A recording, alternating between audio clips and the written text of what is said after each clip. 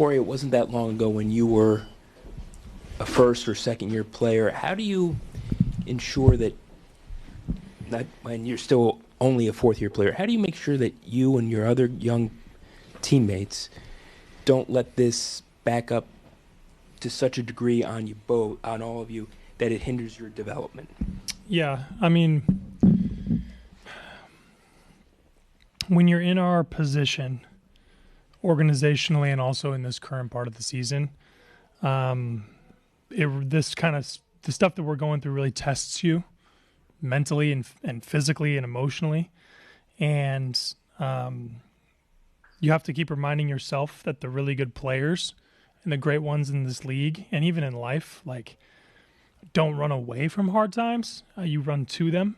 And hard times like this that we're in is what develops, strong character and helps you, move forward. Like, I am a fourth year player. I consider myself to still be young, but I have been through a lot of stuff in the league, and I've seen a lot of things, and I've been through a lot with this organization.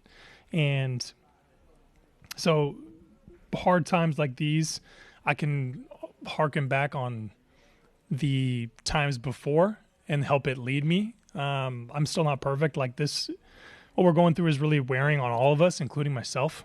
But I have the luxury of experience, and I have the luxury of going through times like this, and it's my responsibility to help people who don't on our team who don't have the experience that I do to stay with it. And it's going to break and it's going to turn, but we don't have necessarily all of the luxuries of deciding when it will turn. And you have to keep working hard and keep developing and keep pushing until it does. That's the only choice we have. Malcolm was talking yesterday about how he felt the need to speak up after the game because he implied that some people were feeling discouraged, essentially. Sure. How do you notice when that's happening, and how do you try to stave that off as you guys are going through a tough part of the season? I mean, it's an easy thing to tell. Body language is a huge thing. A lot of people get quiet when things aren't going well. And it's the credit goes to Malcolm for speaking up, because he did, and we need him to be that for us. When he speaks, people listen. He's like a level-headed dude. He brings a calm energy. I mean, he was one of the bright spots for us today, without a doubt. And his consistent play is the reason why there's still a lot of hope within this organization. And guys like Malcolm, there's a reason why. There are more reasons than one why he's stuck around for so long. It's because he's really, really good, but also people gravitate towards him, and his energy is infectious. And so, I mean, we're going to be looking to Malcolm a lot for words like that and moments like that. After the Knicks game, BK had some pretty critical words for you guys, and you agreed with them. Mm-hmm. Did you sense some of those same issues with competitiveness crop up today? Yeah, absolutely. Like there's a grown man element to something that like the game that happened today. It has to, and I'm glad a lot of us are pissed and upset with how the game went today. It could be very easy to be in a slide like we're in and feel numb, and that's not the way we feel at all. We have a lot of emotional guys in the locker room, up and down the roster, and so that's the first thing you look for, are guys responding and acting accordingly in the locker room, and when we are. And so I fully expect all of us to continue to compete and to bring an extra level to our personal level of competitiveness, because getting beat like this does not feel good. And if it feels like anything but horrible to you, then you got to really kind of wonder why you're here. Before the season, there was discussion about the cultural deposits you guys made as an organization, how they might help during these trying times. First extended bit of adversity this season. How have you noticed this team react to it differently than previous teams have? Yeah, there's a lot less finger pointing. There's a lot less blame. There's a lot less negativity, and that's the start.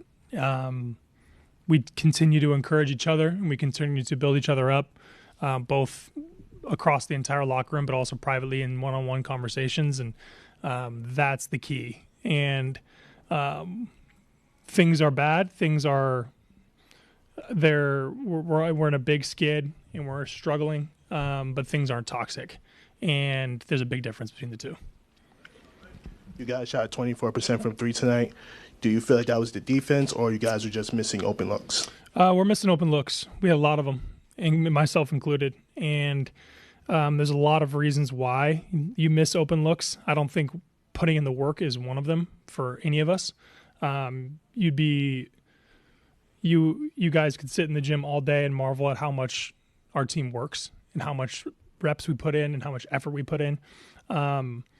But the way the ball bounces on the rim and the way that shots kind of work is attached to energy and attached to rhythm, and it's a dance more than anything. And tonight, we were kind of off in our dance steps, and it shows on the stat sheet. It's shown on the nights where we don't shoot it well.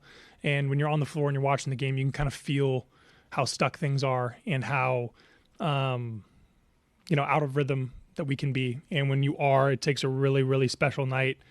And anybody in the league can attest to that. It takes a really special night shooting in the ball to kind of pull you out of that rhythm, or pull you out of that lack of rhythm. And you, as one of the better shooters in the league, what is your mentality going into one of these shooting slumps? How would you feel like you could snap out of it? For me, it is shooting slumps are extremely frustrating, and the main key for me is to fight that frustration within myself and get back to my center a lot faster. Because if you feel tense and you feel angry on the inside, that energy that you have gets transferred into the ball, and that ball tends to not go in. And so you have to play free. You have to play without any reservations, and before you know it, you're going to snap out of it. And it's on us as a team to get guys out of shooting slumps. It's on us as a team to get ourselves out of the shooting slump that we're in as a whole group.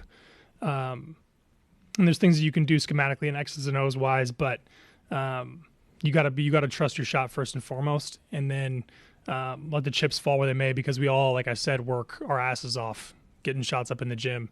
And so it's just a matter of time before the rhythm matches up and we're off and running. Since we don't always have the full pulse of things, just how painful has this been for the team this stretch? I mean, it's still really, really early, but to run into this much adversity early stinks and stings. And it's testing the culture that we've put in, the deposits that we've implemented. And but there's still a lot of positivity within the room, and there's still a lot of encouragement and I got positive attitudes within the room as well. So while things are tough, they're not toxic and not unbearable. And we had a lot of really bright spots tonight. Alex continues to play well. Malcolm played great. Jonas played great. Like, those guys, those bright spots kind of provide energy for the rest of the roster, because it can be anybody's night, at any moment. So we're all hopeful for that. Thank you. I just don't want to miss everybody else in line. Thank you. Cool. Okay. Thanks, Corey. Thanks, guys. Appreciate it. Happy Thanksgiving.